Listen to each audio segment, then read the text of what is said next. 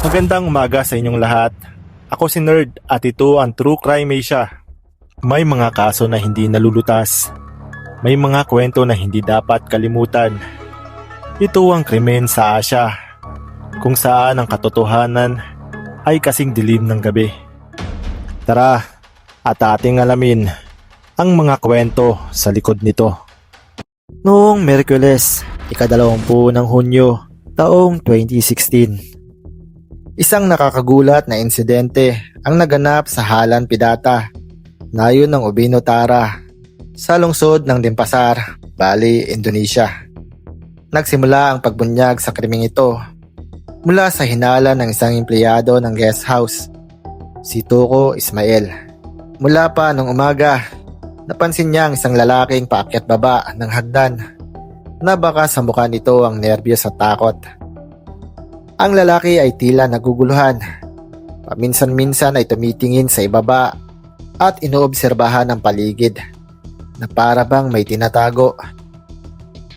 Una, inisip ni Ismail na baka balak nitong tumakas ng hindi nagbabayad sa kwarto na kinuha nito. Ngunit may kutob siyang may kakaiba. May mas malalim pang dahilan.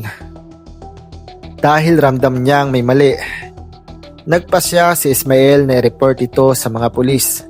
Makalipas lang ang ilang sandali, dumating ang mga opisyal at kasama si Ismail ay agad na nagtungo sa room 5 sa ikalawang palapag, kung saan nanunuluyan ng isang kahinahinalang lalaki. Nang buksan ang pinto, kakaiba agad ang naramdaman nila sa paligid. Ang dalawang kutsyon na dapat ay magkahiwalay ay ngayon nagkadikit ng mahigpit. Sinimula ng mga opisyal ang pagsusuri sa bawat sulok ng kwarto. Si Ismail naman ay tumulong rin at tumingin sa ilalim ng kutsyon. At doon nabunyag ang nakakatakot na eksena. Isang bangkay ang natagpuang naninigas na nakahiga sa ilalim ng kama. At may mga bahagi ng katawan nitong tinakpan ng kumot. Meron ding bakas ng pulang likido sa kumot at unan na nagsisimula ng matuyo. Ang lalaking paakyat baba ng hagdan ay nakilalang si Komang Arim Suhana, ang huling taong nakitang kasama ng biktima. Hindi niya na ito maitanggi. Agad namang inaresto si Arim sa mismong lugar. Kasunod nun, nagsagawa ng masusing pagsusuri at ng pagkakakilanlan ng biktima ang mga pulisya ng Denpasar. Idinokumento nila ang bawat sulok ng kwarto at kinolekta ang mga ebidensya. Dito kinumpirma ng mga pulisya na ito ay hindi pangkaraniwang pagkamatay at diniklara na isa itong kaso ng pagpatay. Ang biktima ay kinilalang si Nelo Teti Ramona, na kilala rin sa pangalang Bella. Mula sa resulta ng interogasyon sa sospek, sa wakas ay agad namang umamin si Arim sa lahat ng kanyang ginawa. Inamin niyang pinatay niya si Ramona, ngunit hindi dahil sa personal na paghihiganti, kundi dahil sa pagtatalo tungkol sa pera. Ayon sa kanyang pahayag, mayroon silang napagkasunduan na matapos silang magtalik ay babayaran niya ang biktima ng 1,000,000 rupiya o humigit kumulang 3,500 pesos. Ngunit matapos iyon, humiling ang biktima ng mas mataas na bayad, 5,000,000 rupiya o humigit kumulang 17,500 pesos. Agad na nagpanting ang tenga ni Arim at nadala sa kanyang emosyon. Pakiramdam niya ay niloloko siya at pinaglalaruan ni Bella. Hindi na naiwasan ang mainit na pagtatalo. Naririnig pa raw ang mga sigawan mula sa loob ng kwarto. Ngunit walang sinumang nakahula na ang susunod na mga segundo ay magiging trahedya na wawakas sa buhay ni Bella. Si Nelo Teti Ramona, o mas kilala sa pangalang Bella, ay hindi basta-bastang tao. Siya ay anak ng dating miyembro ng Bengali Regional People's Representative Council o DPRD na nagsilbi mula ng 1999 hanggang 2004. Ang kanyang ama ay mula sa Batchertenga, Ken Tamani. Ngunit hindi naging maayos ang buhay ni Bella sa kanyang pamilya. Kilala ang kanyang ama na nagkakaroon ng ilang asawa At si Bella ay anak mula sa unang pamilya. Dahil nga dito, hindi nagtagal ang pagsasama ng kanyang mga magulang. Sunod-sunod ang pagtatalo hanggang sa maghiwalay ang mga magulang ni Bella. Pagkatapos ng diborsyo, sumama si Bella sa kanyang ina. Muling nag-asawa ang kanyang ina at lumaki si Bella sa ibang kapaligiran. Ganap lamang silang nagkahiwalay ng landas ng kanyang ina nang mag-asawa na si Bella. At nang sila ay nagpakasal, lumipat sila sa Denpasar. Ngunit hindi nagtagal ang kaligayahan sa kanilang pagsasama. Hanggang sa isang araw, dumating ang balita tungkol sa pagkamatay ni Bella. Isang balitang yumanig lalo na sa kanyang pamilya. Mas lalo pa ang masakit nang may ugnay ang pagkamatay ni Bella sa isyu ng tagong pagiging bayarang babae nito. Isang paratang na higit pang nagpabigat ng bighati ng pamilya. Mariing itinanggi ng asawa ng biktima ang akusasyong iyon. Ayon sa kanya, nagtatrabaho si Bella sa isang villa at personal niya itong inihahatid doon at sinusundo araw-araw. Wala raw siyang napapansin na kakaiba hanggang sa biglang dumating ang balitang pagkamatay nito na nagbago ang lahat. Sa kabilang banda, ang sospek ay hindi estranghero kay Bella. Siya ay mula sa nayon ng Luling, Kintamani, Bali, hindi kalayuan sa pinanggalingan ni Bella. Kilala si Arim bilang tahimik at introvert. Dala-dala niya ang malalim na sugat mula sa trahedya sa buhay. Ikinuwento niya na nagkagulo ang kanyang buhay dahil sa mga suliranin sa pamilya. Kinasal siya noon, ngunit iniwan siya ng asawa matapos mamatay ang kanyang anak nang ito'y ipanganak. Simula noon, namuhay siyang mag-isa. Umiwas sa tao, bihirang makisalamuha. Noong kabataan niya, nag-aaral si Arim sa isang vocational high school sa Denpasar. Ngunit dahil sa kahirapan at bigat ng buhay, hindi niya natapos ang pag-aaral at bumalik na lamang sa Bangli. Mula noon, nawala ng direksyon ang kanyang buhay. Lalo pang nakakagulat ang nadiskubre ng investigasyon.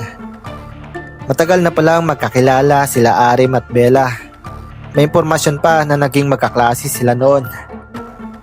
Ang lumang ugnayan na iyon ang tila naging pinto para muling magkita sila. Ngunit ngayon nauwi sa trahedya. Nagsimula ang pangyayaring ito nang sumakay ng taxi si Arim na minamaniho ng isang empleyado ng guest house.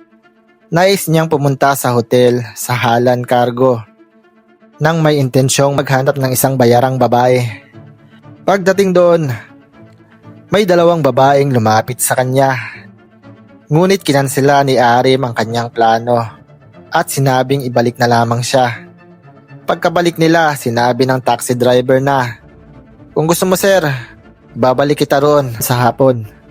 Ang simpleng pag-uusap na iyon ay nagbago ng isip ni Arim. Muntik na siyang umuwi noon, ngunit nagbago ang kanyang desisyon. Inutusan niya ang driver na tawagin ang babaeng nakasuot na pula, na nagkataong si Bella ang babaeng iyon. Ang napagkasundo ang halaga ng gabing iyon ay 5 milyong rupiya para sa isang 3 oras na pagtatalik.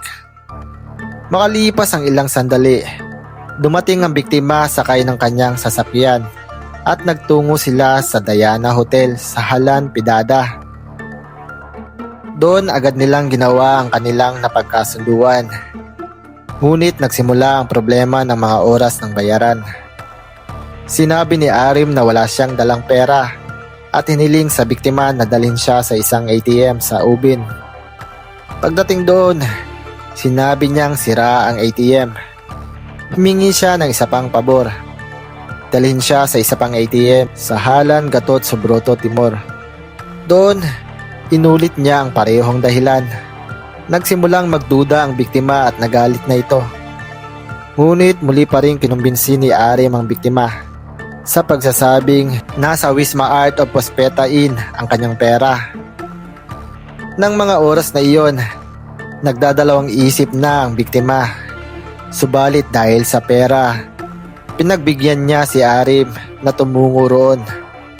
Pagdating nila sa kwarto, sa room 5, sa ikalawang palapag, tila kalmado ang lahat sa simula. Ngunit hindi nagtagal ay nagsimula ng muli ang matinding pagtatalo.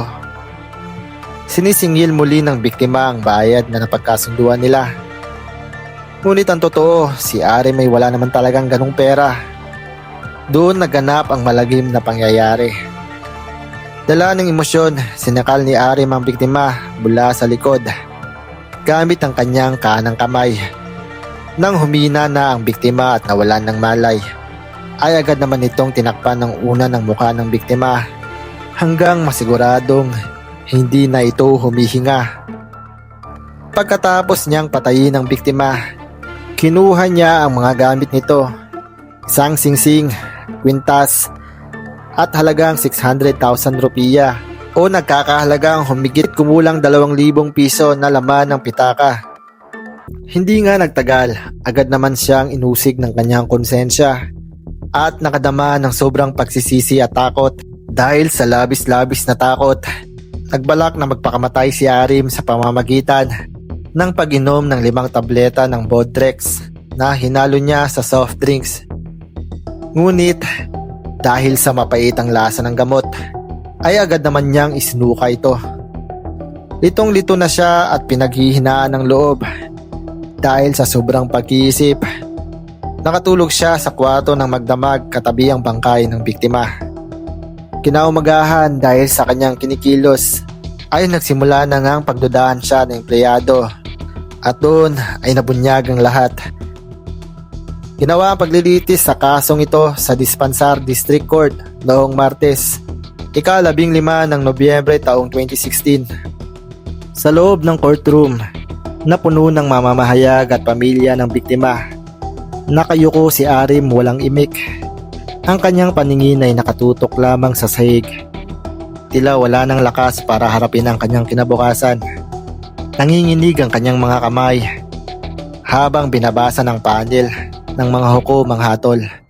Idiniklara ng panel na ang akusado ay napatunayang legal at makatuwirang nagkasala sa pagkitil sa buhay ni Bella. Gayunman, isinama rin ng hukom ang ilang batayan na nagpagaan ng kanyang hatol, tulad ng pag-amin ng akusado, pagsisisi at kooperasyon sa buong proseso ng paglilitis. At matapos ang mahabang pagtalakay, hinatulan si Kumang Arim Suhana ng 10 taong pagkakabilanggo. Ang biglaang galit ay parang apoy. Malit lamang sa simula, pero kapag hindi pinigil, kayang lamunin nito ang buong buhay. Kapag sinamahan pa ito ng pagsisinungaling, lalo lamang itong lumalakas. Ang maliit na pagkakamali ay nagiging malaking kasalanan. At ang isang sandali ng pagkawala ng kontrol ay maaaring mauwi sa trahedyang hindi na kayang itama kahit magsisi ka pa sa huli. Ang taong hindi marunong magpigil ng galit at nagsisinungaling para pagtakpan ito ay unti-unting sinisira ang sarili. Sa isang iglap, ang init ng ulo at kasinungalingan ay maaaring humantong sa kapahamakan, pagkawala at pagkawasak ng buhay. Hindi masama ang magalit, pero masama ang padalos-dalos. Ang pagsisinungaling ay pansamantalang ligtas, pero panghabang buhay ang kapalit. Ang tunay na lakas ay nasa pagpigil, pag-amin, at pag-iwas sa gawaing pwedeng makasakit sa iba. Salamat sa inyong panunood. Kung iyong nagustuhan ang video na to, mag-subscribe na para sa mga susunod na mga True Crime Asia stories. See you sa aking next video.